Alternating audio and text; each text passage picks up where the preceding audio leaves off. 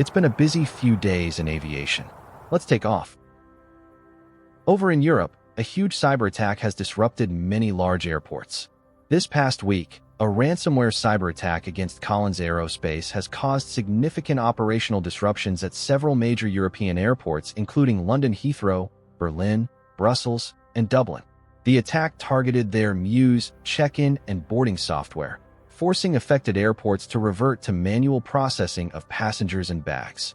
The EU's cybersecurity agency has confirmed the incident as a ransomware attack. This event underscores growing concerns about how reliant the aviation industry has become on centralized third-party digital systems. Over in America, the FAA has announced it has reached its controller hiring goal, but gaps remain.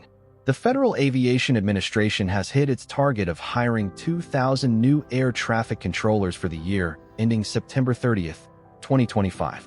However, there's still a shortfall. The agency estimates it's about 3,500 controllers behind what is needed to avoid delays and staff burnout.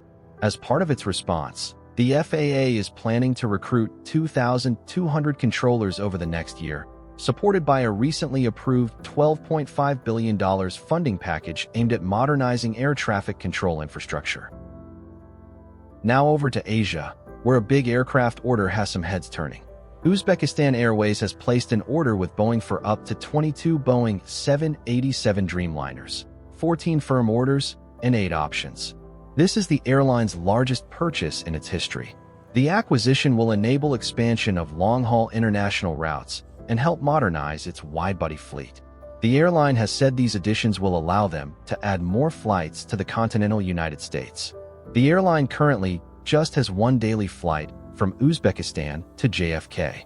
Now to the land down under, where Australia's government has announced a new plan for eco-friendly fuels. Australia's government has unveiled a $1.1 billion Australian dollars plan over 10 years to boost domestic production of sustainable aviation fuel. Major carriers like Qantas and Virgin Australia are backing the initiative, citing its importance for reducing emissions and aligning with net zero goals. The new funding aims to make SAF more affordable and spur investment in infrastructure. Still, critics have said the policy lacks immediate urgency and that production won't meaningfully begin until around 2029. Over in India, Navi Mumbai Airport has seen its first authorized passenger aircraft landing, a private jet, after significant runway adjustments. While scheduled commercial operations are still ahead, this is a milestone toward easing congestion in Mumbai.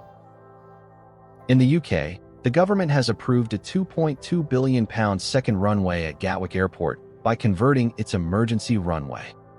The project is expected to boost job creation by around 14,000 and generate about £1 billion in annual economic activity once operational.